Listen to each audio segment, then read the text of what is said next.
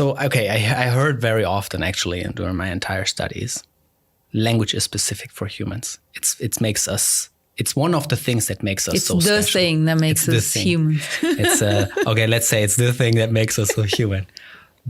But there are also some cases where, for example, animals learn sign language or parts of sign language. Mm-hmm. Is that just faking language? Yeah, well, yeah, I guess if you would put it that way. I think that one of the main things with that is that we are able to generate new sentences, new everything by just putting words we already know, using rules we already know, but we are always able to combine them and produce new stuff. And I think a lot of what these animals cannot do is, for example, that kind of thing. So they probably learn the meaning of certain combinations and they reuse that. But there's no generation of new patterns by applying those rules, for example. Ah.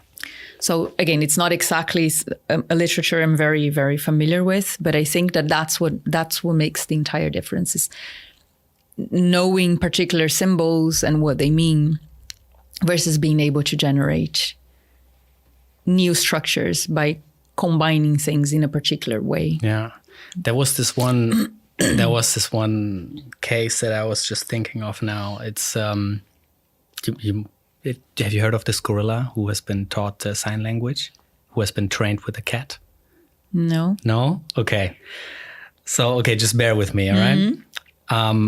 So there was this gorilla and it was in captivity and they tried to teach the gorilla sign language.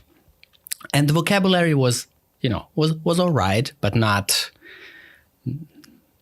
for a gorilla, of course, outstanding, but not what the learning didn't go as fast as I think the researchers were hoping for. And then at some point, the researchers introduced a kitten into the setting, and they saw that the gorilla was, super excited about the kitten. Then, it played well with the kitten, right? It understood this is a fragile animal. So when the researchers saw this, they started to use the kitten as a learning tool, as a reward for if the gorilla was doing a good job, then it could learn with, then it could play with the kitten. Right. And then the vocabulary of this gorilla went through the roof. Right. Yeah. And then one day, unfortunately, the kitten died. Oh no! It got out and got hit by a car, and it died. And the gorilla was super excited. So there's this video you can watch on YouTube. It's So you can watch it. I'm not making this up. And then the gorilla wanted to see the kitten, and the researchers had to tell the gorilla that the kitten died. And when they did, you could see immediately that the gorilla understood what happened and went into mourning. And I was just like, okay, this is insane. So for me, it's then just very difficult to differentiate. Is this now language? What is this?